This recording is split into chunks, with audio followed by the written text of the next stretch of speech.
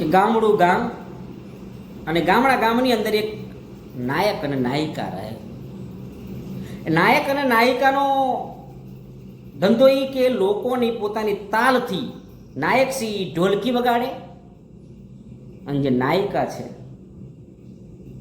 એ નૃત્ય કરે. એટલે પોતે પતિ પત્ની અને બે સંતાન,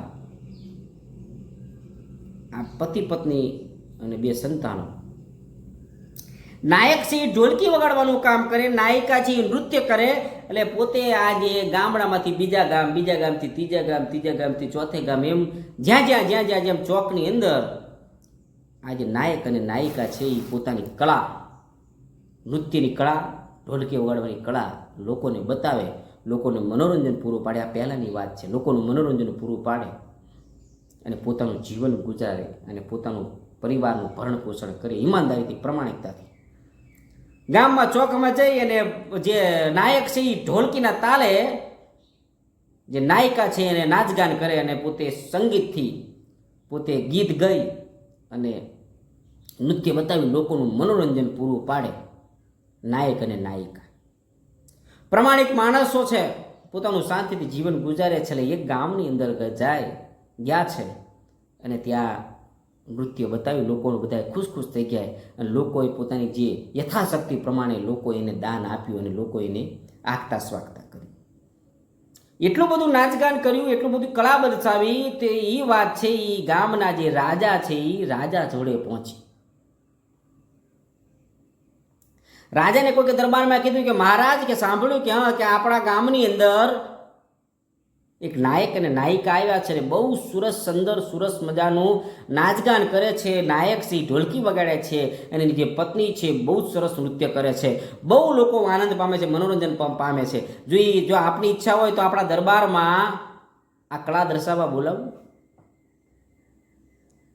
રાજાને વાત કરી એટલે રાજાએ સ્વીકાર કર્યો કે હા, બોલાવો.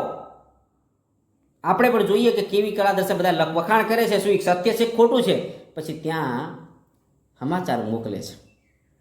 નાયક અને નાયિકા અહીંયા રાજાના મહેલમાં આવે છે. સભા મંડળ બેઠું છે. એટલે સભા મંડળમાં રાજા કહે છે કે સાંભળે નાયક, લોકો કહે છે કે તું બહુ સરસ મજાનું ઢોલકી વગાડે છે, ગીત ગાય છે અને તારી જે પત્ની છે એ સરસ મજાનું નૃત્ય કરે છે, એ વાત સાચી છે? મહારાજ, એ તો મારા શબ્દોમાં તમને વર્ણવી ન શકું. નાયક કહે છે મારા શબ્દોમાં તમને વર્ણવી ન શકું.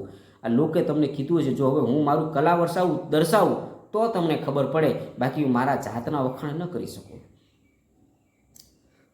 હા, તું હવે તારું કળા, મહારાજ કહે કે તું તારી કળા દર્શાવવાનું ચાલુ કર, પણ એક શરત, જો તું મને ખુશ ન કરી શકે, તારી કલાથી તું મને ખુશ ન કરી શકે તો તને જેલમાં મૂકવામાં આવશે. જી મહારાજ. નાયક કહે મહારાજ સ્વીકાર્ય છે. અને પછી સભા મંડળ બેઠું છે. નાયક પણ એ પોતાનું આસન જમાવી હાથમાં ઢોલકી લઈને ઢોલકીના તાલે વગાડવાનું ચાલુ કરે છે. આ બાજુની પત્ની નૃત્ય કરવાનું ચાલુ કરે છે. બરાબર ના નૃત્યનો અને ઢોલકીનો તાલે તાલ સાથે એ બંને એકબીજામાં તાલમાં તાલ મિલાઈ રહ્યા છે અને સમા મંડળમાં બધા મોહિત થઈ ગયા છે. અને મધ્યરાત્રિ એમ કહેવાય કે 3 વાગી ગયા, પણ રાજાના જે ચહેરો છે, રાજાના ચહેરામાં સહેજ પણ મુસ્કુરાહટ દેખાતી નથી કે આ કળાથી રાજા ખુશ થયા હોય. નાયિકા પણ રાજા સામે જોવે છે, નાયક પણ રાજા સામે જોવે કે રાજા કેમ આ ખુશ થતા. આખું સભા મંડળ ખુશ છે, સભા મંડળ વાહ વાહ કરે છે, પણ જે રાજા છે ખુશ થતો નથી. એમાં પગમાં ઝાંઝર પહેર્યા છે નાયિકાએ, નાચગાન કરવાનું ચાલુ છે અને નાયિકા છે એમ કહેવાય છે કે થાકી ગઈ છે. સાંભળજો વાત, થાકી ગઈ, શરીર તૂટી ગયું છે, પણ કરવું શું? જો એ થોભી જાય તો એ હજુ કળા પૂરી નથી, તે રાજા ખુશ ન થાય તો જેલમાં પૂરી દે. એટલે ત્યાં પછી પોતાના તાલથી, પોતાના શબ્દથી જે ગીત ગાય છે, એ ગીતના તાલમાં જે સ્ત્રી છે, જે પત્ની છે, એના પતિને કહે છે કે નાયક કહે સુન નાયિકા, નાયિકા કહે સુન નાયિકા, પત્ની કહે છે કે નાયિકા કહે શું ને નાયિકા મારું પિંજર થક ગયું હાવ. નાયિકા કહે શું ને નાયિકા મારું પિંજર થક ગયું હાવ. થોડી રેણ કે કારણે તારો મધરો તાલ બદલાવ. કે નાયિકા કહે શું ને નાયિકા મારું પિંજર થક ગયું હાવ. કે થોડી રેણ કે કારણે તારો મધરો તાલ બદલાવ. પછી ત્યાં એ ઢોલકી વગાડતા વગાડતા નાયક પણ જવાબ આપે છે. કોઈને ખબર નથી, ગીત ગાતા ગાતા બધો જવાબ આપે છે કે થોડી ગઈ થોડી રહી અને થોડી બીત ગઈ. થોડી રહી ને થોડી બીત ગઈ. કે થોડી રેન કે કારણે મારો મધરો તાલ ન બદલાવ.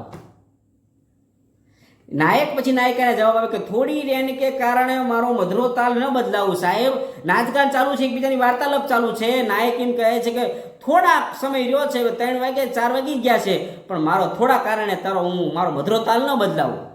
જો થોડા કારણે રાજા ખુશ થઈ જાય તો સારું ને, મારો મધરો તાલ ન બદલાવો. પણ સાહેબ આ કેવા પણ એ માંગે છે કે થોડી રેન કે કારણે મારો મધરો તાલ ન બદલાવું.